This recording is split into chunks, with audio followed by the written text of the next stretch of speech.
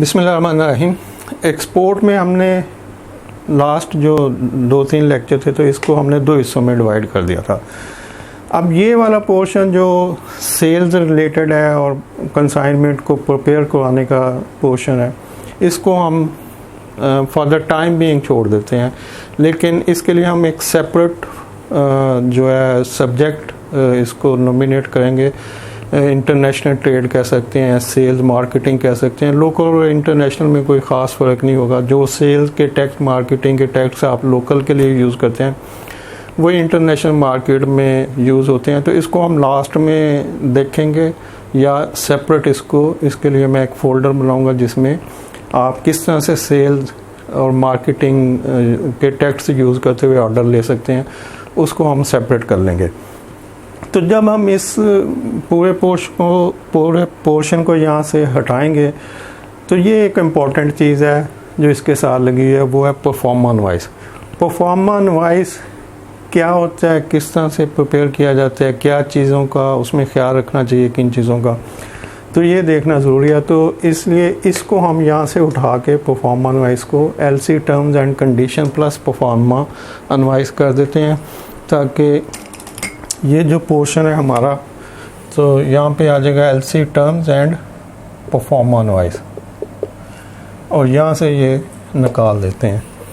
तो अब जब हम इस पूरे पोर्शन को ख़त्म कर देंगे या इसको लास्ट में जाके डिस्कस करेंगे कि ऑर्डर कैसे लेना है, तो अब हमारे पास बचता है ये वाला पोर्शन जिसके ऊपर हमने फोकस करना है कि एक्सपोर्ट क्या होती है। तो ये टोटल एक्सपोर्ट है, ये तो सेल थी कि ऑर्डर कैसे लेना है। तो अब अगर ऑर्डर मिल गया है तो टोटल आपकी जो एक्सपोर्ट है वो ये वाली है।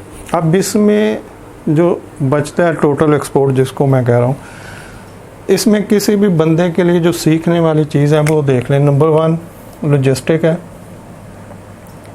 नंबर 2 परफॉर्मेंस वाइज कैसे बनाना है, उसमें LC की कौन सी कंडीशन को लाजमी ऐड करना है, नंबर 3 ये लॉजिस्टिक किसी जगह में आ जाएगी, ये जो दोबारा लिखा हुआ है, और नंबर 3 कस्टम क्लियरिंग एजेंट को डील करना या कंसाइनमेंट को कस्टम से क्लियर करवाने के रिलेटेड है, नंबर 4 डॉक्यूमेंट्स प्रिपेयर करने हैं, नंबर 5 बैंकिंग करनी है जिसने आपकी पेमेंट को प्रोसेस करवाना है या वहाँ से लेके आना है।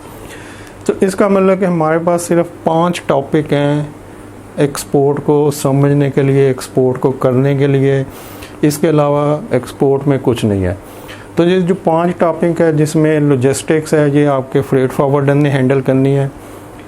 नंबर 2 LC की टर्म्स एंड कंडीशन और परफॉर्मेंस वाइज आपने इशू करना है।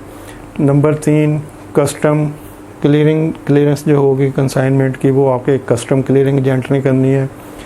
नंबर 4 डॉक्यूमेंट्स प्रिपेयर आपने करने हैं। नंबर 5 बैंक का जो प्रोसेस है पेमेंट का वो बैंक ने करना है। तो अगर इन 5 को भी फर्दर कैटेगराइज कर लिया जाए, बाइफरकेट कर लिया जाए, तो इसका मतलब कि आपने परफॉर्मेंस वाइज इशू करना है और आपने डॉक्यूमेंट्स प्रिपेयर करने हैं एक्सपोर्ट के, जो इसके ऊपर पेमेंट होनी है।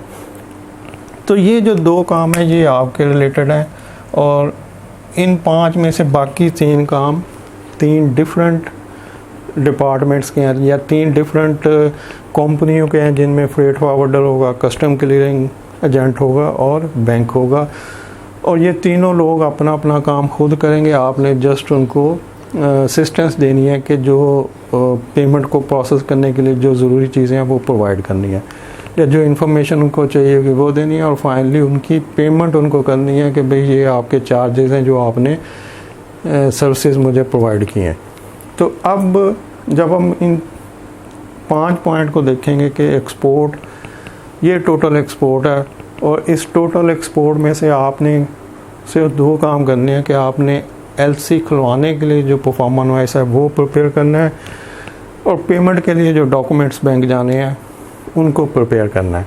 तो बाकी 3 काम 3 डिफरेंट लोगों ने करने हैं। लेकिन चूँकि ये 3 काम आपने किसी और से लेने हैं, अब यहाँ पर आपकी भी थोड़ी इन्फॉर्मेशन होनी चाहिए, आपके इल्म में हो कि जो काम मैं किसी से ले रहा हूँ वो एक्चुअली होता कैसे है। क्योंकि जब आपके अपने इल्म में हो कि ये काम ऐसे होता है तो दूसरा बंदा आपको ज़्यादा चार्ज नहीं कर सकता कि अब वो आपसे कहे कि नहीं जी ये ऐसे नहीं, ऐसे होगा, इसमें ऐसे, जैसे आप किसी टैक्सी में बैठे हैं और आप उसको एक जगह से दूसरी जगह का एड्रेस बताएं और वो आपको एक लंबा चक्कर दे के वहाँ पे ले जाए और उसके बाद कहे जी 2000 रुपया दे दें, जबकि एक्चुअली उसका 500 रुपये का फेयर हो, तो वो जो 1500 रुपया ज़्यादा चार्ज कर रहा है वो ये समझ के ज़्यादा चार्ज कर रहा है कि आपको शायद रास्ते का पता नहीं है और फर्स्ट टाइम इस सिटी में आए हैं, तो क्यों ना मैं बेवकूफ़ बनाते हुए इनको एक लंबे रास्ते से लेके जाऊं और ज़्यादा पैसे चार्ज कर लूं। तो जस्ट इतनी सी बात है